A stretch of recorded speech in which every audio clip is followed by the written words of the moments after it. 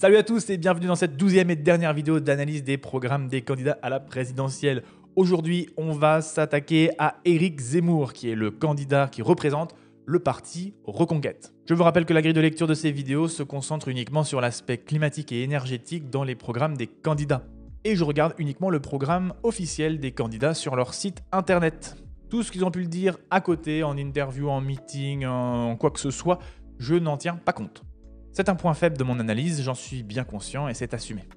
Dernière petite chose avant de commencer, je rappelle que le but de cette vidéo est de regarder si le programme du candidat est sérieux sur la question du climat. Nous voici sur le site d'Éric Zemmour, zemmour2022.fr. Le lien bien évidemment est dans la description si vous voulez aller consulter par vous-même. Et nous on va de ce pas dans la partie du programme et on va récupérer le fichier PDF. Voici le fichier de 73 pages dans lequel on va naviguer et où on va aller chercher les parties pertinentes pour la vidéo.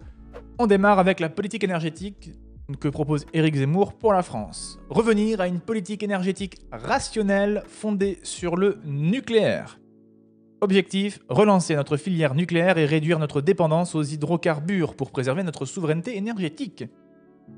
Alors, première petite chose, j'aime beaucoup le rappeler quand ils en parlent, la souveraineté énergétique de la France, elle est quand même largement discutable. Peu importe le type d'énergie que l'on décide d'exploiter, si on regarde le nucléaire, on se rend bien compte que la France ne contrôle pas les extractions des métaux nécessaires, par exemple, pour fabriquer les centrales, et elle ne contrôle pas non plus directement l'extraction de l'uranium, qui est le combustible pour les centrales nucléaires. Donc c'est un point faible dans la filière tout de même du nucléaire pour se dire souverain. Si on regarde du côté des énergies renouvelables, c'est la même chose. On n'a pas les métaux qui permettent de fabriquer toutes ces installations et on n'a même pas les industries qui permettent de fabriquer toutes ces installations. Donc sur le renouvelable, c'est encore pire, en quelque sorte.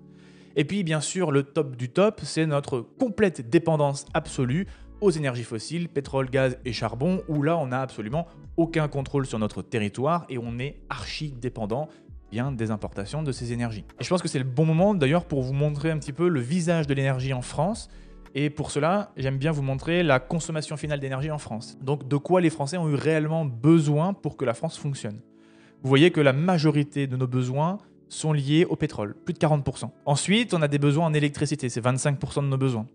Et cette électricité-là, on peut la décomposer et ça nous donne le mix électrique, où là on retrouve le fameux nucléaire, 70%, l'hydroélectricité, l'éolien, le gaz, le solaire et puis d'autres trucs. Ensuite, les besoins de la France sont du gaz, 20% de gaz. Puis après, on a des besoins en bois, en résidus de chaleur et en charbon. Voilà, c'est ça le visage de l'énergie en France aujourd'hui. Et ce que l'on peut voir avec ce schéma, ça nous donne un aperçu immédiat de là où les points de tension sont extrêmement forts en termes de dépendance énergétique. Et on voit bien que plus de 60% de notre énergie provient des énergies fossiles, pétrole et gaz. C'est de ça dont on a le plus besoin devant tout le reste. Et c'est également aussi le cœur de la problématique climatique, puisque ces énergies-là, quand on les utilise, elles émettent des gaz à effet de serre qui alimentent le changement climatique, qui alimentent tous les problèmes liés à la dérive climatique. Je relancerai la filière nucléaire qui doit demeurer le socle de notre approvisionnement en électricité. Il va supprimer l'objectif de réduire à 50% la part du nucléaire dans notre mix électrique en 2035 et allonger la durée de vie du parc existant à 60 ans au moins. La première partie est plutôt facile à faire, de supprimer l'objectif de 50%, simple. Par contre, allonger la durée de vie du parc existant à 60 ans au moins, ça c'est pas à lui de décider ça. Même argument que pour Jean Lassalle, c'est-à-dire le parc nucléaire plus 25 ans d'exploitation. C'est gratuit, c'est moi qui décide. C'est pas aux politiques de décider si une centrale nucléaire doit être maintenue en exploitation. C'est à des experts spécialistes dans la sécurité du nucléaire de faire des audits des centrales nucléaires et de regarder les éléments les plus sensibles en particulier, notamment la cuve qui contient le réactif fissible, et de dire si la centrale elle est bonne pour continuer à être exploitée ou s'il faut tout arrêter. Il veut stopper la fermeture prévue des 12 réacteurs nucléaires annoncés pour 2030. Si les réacteurs doivent vraiment être arrêtés parce qu'ils sont tout pourris, il ne faut pas arrêter la fermeture. Encore une fois, c'est pas à lui de décider si c'est légitime ou pas de les arrêter. Assurer le renouvellement de notre parc nucléaire et accompagner la hausse de la demande d'électricité en lançant un programme de construction d'au moins 14 nouveaux réacteurs EPR2 à l'horizon 2050. 14 nouveaux réacteurs, c'est vraiment beaucoup. Déjà, les programmes où les candidats proposent 6 nouveaux réacteurs EPR, RTE, qui est quand même le réseau de transport d'électricité, qui a un regard relativement professionnel sur la question, il dit, bon, tranquillou les gars, Le premier réacteur EPR à Flamanville, peut-être qu'il ouvrira l'année prochaine, normalement. Donc, on a mis 15 ans pour un réacteur et vous voulez en faire 14 de plus? Même s'il y a effectivement un gain de compétences, des retours d'expérience, etc. Et donc, les suivants devraient mieux se passer. Tranquille, quoi. Et enfin, il veut soutenir le développement des réacteurs de petite taille, les SMR, les Small Modular Reactors, afin de disposer d'un modèle prêt à construire d'ici la fin du quinquennat. Donc les SMR, à court terme, on va dire dans les 15 prochaines années, on n'en verra pas. D'accord? Donc c'est vraiment quelque chose qui sera développé peut-être, dans longtemps. Ensuite, il veut relancer la recherche pour le nucléaire du futur, bien sûr, comme les réacteurs de 4e génération avec le programme Astrid, et il veut relancer également la fusion nucléaire avec le programme international ITER. C'est l'appel à l'innovation, c'est l'énergie du futur. Il faut le faire, hein. Il faut que l'on développe les énergies de demain. Et le nucléaire fait partie des solutions potentielles de demain. Il veut mettre fin au projet Hercule visant au démantèlement d'EDF et garantir l'intégrité de ce fleuron national. Là-dessus, je le rejoins plutôt. Je ne vois pas vraiment l'intérêt d'éclater EDF en plein de petits morceaux. C'est les Français qui ont payé de leur impôt toute l'installation du réseau électrique. L'électricité, à mon avis, devrait être considérée comme un bien de première nécessité pour tous les Français et les Françaises. Donc, là-dessus, qu'on ait un géant national qui gère notre électricité, moi, je vois pas de problème là-dessus. Il garantira que le développement des énergies renouvelables ne se fasse pas au détriment de nos paysages et de nos finances. Il veut mettre fin à tous les projets d'éoliennes actuels et futurs, sur terre comme sur mer. Boum, voilà, comme ça c'est fait. Rideau pour les éoliennes. Terminado. Il veut investir dans des installations hydroélectriques afin de continuer à développer notre première source d'énergie renouvelable. Alors c'est vrai que l'hydroélectricité est la première source d'énergie renouvelable en France. Par contre, la capacité française à augmenter drastiquement son potentiel hydroélectrique est faible. La plupart des installations sont déjà faites. Et donc, on peut faire des petites choses ici et là, mais on ne va pas faire des miracles non plus. Et enfin, il encouragera toutes les technologies qui réduisent notre dépendance aux hydrocarbures. Et ça, c'est plutôt chouette. C'est une bonne idée parce qu'on l'a vu, on est sacrément dépendant du pétrole et du gaz. Donc, tout ce qui peut nous en éloigner, il faut le prendre. Il va rediriger le soutien public à l'éolien. Donc, on avait compris, l'éolien, il le déteste. Il veut l'amener vers la géothermie, le bois énergie, les réseaux de chaleur ou les pompes à chaleur qui remplacent des consommations de gaz ou de fioul. Toutes ces technologies-là ont un point commun, c'est qu'elles peuvent substituer des chaudières gaz ou fioul. Donc là, on est vraiment sur un point, comment vous chauffer autrement qu'avec vos vieilles chaudières fioul ou gaz. Bon, il manque plein d'informations là-dessus. Il veut également en finir avec les passoires thermiques en investissant dans l'isolation des bâtiments résidentiels et tertiaires. Chaque fois que je le vois, je le dis, mais c'est un point, tous les politiques s'en emparent parce que c'est facile à comprendre et à mettre en place. On n'a pas d'objectif de quantité de bâtiments à rénover. Est-ce qu'il veut mettre en priorité des bâtiments qui sont pour des personnes défavorisées avec des faibles revenus qui ont justement des problèmes pour se chauffer l'hiver? C'est pas précisé. Est-ce qu'il compte mettre de la formation? Pas précisé. Est-ce qu'il tient compte des problèmes éventuellement d'approvisionnement en matériaux? C'est pas précisé, bien sûr. Donc, beaucoup de détails dont on n'a pas connaissance. Il veut également décarboner les transports en combinant les différentes technologies prometteuses, des batteries électriques, des piles à combustible, du biocarburant, des carburants de synthèse pour l'aviation et le maritime. Appel à la technologie, c'est-à-dire qu'aujourd'hui on n'a pas les solutions, mais demain vous inquiétez pas, il y aura des batteries, il y aura des piles à combustible, etc. etc. Et donc le monde d'aujourd'hui pourra tout simplement se métamorphoser en le monde de demain, mais pour l'instant on n'a rien. Il veut soutenir le déploiement de la filière hydrogène dans l'industrie et le transport lourd, ferroviaire, transport maritime et aérien.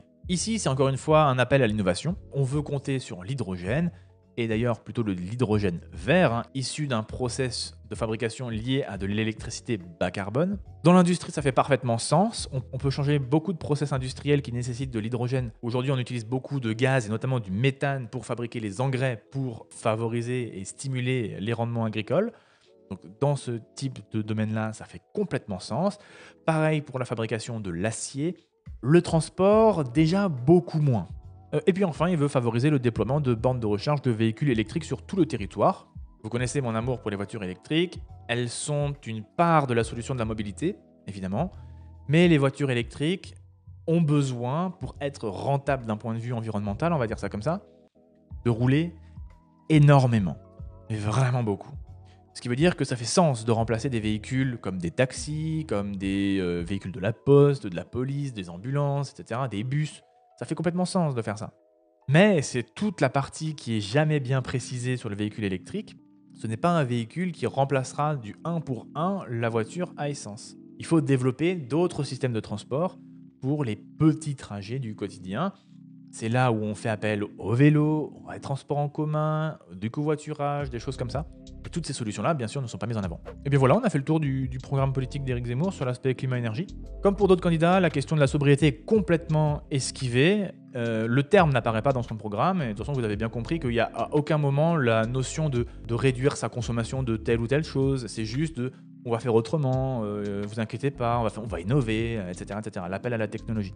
Je rappelle que la sobriété, donc diminuer ses besoins de consommation en énergie, la mesure la plus efficace pour diminuer notre empreinte carbone et atténuer le changement climatique. Donc ce n'est même pas abordé. Donc forcément, on passe à côté d'un énorme morceau des solutions au problème qui nous est présenté. On parle très peu des énergies fossiles comme étant pointées du doigt. Il y a tout de même dans son texte une volonté de se dégager des hydrocarbures, d'essayer de s'en sortir un peu le plus possible. Et j'ai la sensation que c'est moins pour des considérations écologiques que pour essayer de gratter de la souveraineté énergétique. Et de se dire que la France, elle est autonome, elle est souveraine, elle fait ce qu'elle veut. En ce qui concerne le transport, il survole la thématique. On ne parle pas de limiter le nombre de trucs qui circulent, on ne parle pas d'alternatives, par exemple à la voiture, on pourrait parler de développer le vélo, de développer les infrastructures pour des pistes cyclables, on pourrait parler de plein de choses, mais ce n'est pas abordé. On a juste, vous inquiétez pas, il y aura des nouvelles technologies qui vont remplacer les moteurs à essence et on remplacera par d'autres trucs. Pour le logement, c'est un peu mieux. On parle de passoires thermiques qu'on a envie de rénover. On parle de dégager les chaudières fuel et gaz et de les remplacer par des pompes à chaleur, de la géothermie, donc des sources de chauffage qui seront bas carbone. Mais la pauvreté de son programme le rattrape et ça manque de détails. On ne va pas assez loin à mon goût là-dedans. Au niveau du système énergétique français, et particulièrement de l'électricité qui est traitée dans son programme, c'est le tout nucléaire qui intervient. Là, c'est vraiment vive le nucléaire, on va faire que ça. Il veut construire 14 nouveaux réacteurs EPR, ce qui est extraordinairement ambitieux. L'éolien, on arrête. Le solaire, on n'en parle même pas, tellement c'est inexistant. Et vivement la 4e génération de réacteurs nucléaires. Ce qu'il faut bien comprendre, c'est qu'aujourd'hui, ces technologies-là, la 4e génération et encore plus pour la fusion, ça n'est pas fonctionnel. Dans son programme, c'est un immense pari sur l'avenir qui, en 2022, est bien dangereux de prendre. Parce que on ne sait pas où on va. Et on ne sait pas quand est-ce que ces technologies seront matures et quand est-ce qu'on pourra, en quelque sorte, tartiner le pays avec des réacteurs de 4e génération. Est-ce que c'est dans 10, 20, 30, 40, 50 ans?